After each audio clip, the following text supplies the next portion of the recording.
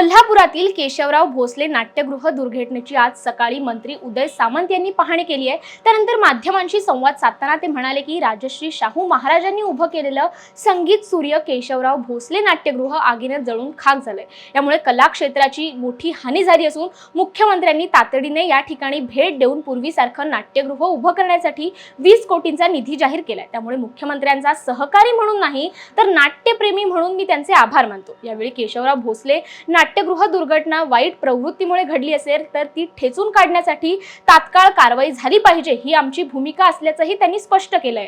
सभागृह जसे नाट्यगृह होतं तसंच्या तसं बांधण्याचा निर्णय 1 वर्षामध्ये घेतलेला आहे। त्याला 20 कोटी रुपयाची देखील तरतूद करण्याचा निर्णय घेतला आहे।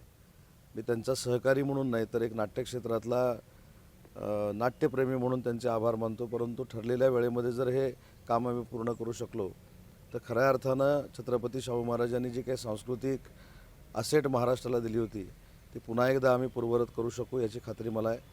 आणि इथे आल्यानंतर 100 वर्षापूर्वी कशा पद्धतीनं एक टेक्निकली दृष्ट्या आविष्कार निर्माण केला जाऊ शकतो हे जर कुठं बघायचं असेल तर ह्या नाट्यगृहामध्ये आपल्याला यावं लागेल। आणि त्याच पद्धतीचं नाट्यगृह पुन्हा एकदा बांधण्याचा सरकारचा संकल्प आहे आणि त्याच्यासाठी लवकरात लवकर आम्ही कार्यवाही करू।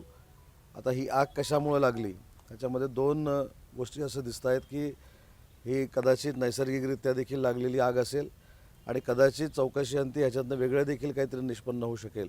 त्या चौकशीचे आदेश देखील मुख्यमंत्री महोदयांनी दिलेले आहेत। मी देखील महानगरपालिकेच्या आयुक्तांशी आता बोलणार आहे आणि जर अशा वाईट प्रवृत्तीने जर काही केलं असेल तर ती ठेचून काढण्यासाठी तातडीनं कारवाई झाली पाहिजे ही आमची भूमिका आहे।